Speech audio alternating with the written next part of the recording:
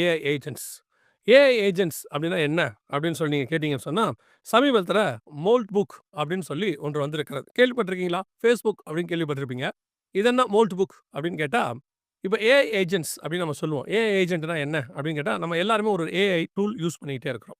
இந்த AI tool மாரி ஒவ்வொரு கம்பெனிஸ்லயும் சிஇஓஸ்க்கு பதிலாக, தங்களுக்கு கீழ உள்ளவங்களுக்கு பதிலாக அந்த ஏஐய ஏஜென்ட்டாக வச்சிருக்கிறாங்க. இந்த ஏஐ தான் எல்லா காரியங்களையும் இப்ப செய்ய தொடங்கியிருக்கிறது. அதுக்கு அவருக்கு நீங்க இன்ஸ்ட்ரக்ஷன்ஸ் குடுத்துட்டீங்கன்னா போதும், அதுவே எல்லாம் செய்யும்.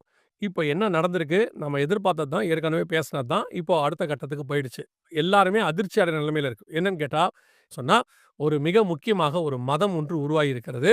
அந்த மதத்தை அவர்கள் நடத்த ஆரம்பித்திருக்கிறார். அந்த மதத்துக்கு புத்தகம் எழுதியிருக்கிறாங்க. அந்த மதத்துக்கு தீர்க்கதரிசிகள் அவங்களே உருவாக்கியிருக்காங்க. ஏஐல உருவாக்கியிருக்கிறாங்க. நியூ ரிலிஜியன் உருவாகியிருக்கு. யோவேல் 2ஆம் அதிகாரத்தை நீங்கள் எடுத்து வாசித்து பாருங்கள். கிட்டத்தட்ட 14வது வசனம் வரைக்கும் நீங்க வாசிச்சு பாருங்க. இந்த மாரி பூமியே அதிரத்தக்கதான ஒரு ஜாதி உருவாகும். ஜாதினா கைண்ட் அப்படின்னு இருக்கும். ஜாதினா நம்ம நினைக்கிறது இல்ல.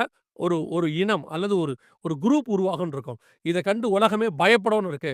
அந்த யோவேல் 2ஆம் அதிகாரத்தில் சொல்லப்பட்ட அத்தனை தீர்க்க தரிசனங்களும் அப்படியே பொருந்தக்கூட ஒரு மிக முக்கியமான உலகத்தை பயமுறுத்தக்கூடிய ஏஐ டூல் உருவாயிருச்சு. ஒரு குரூப் உருவாயிருச்சு.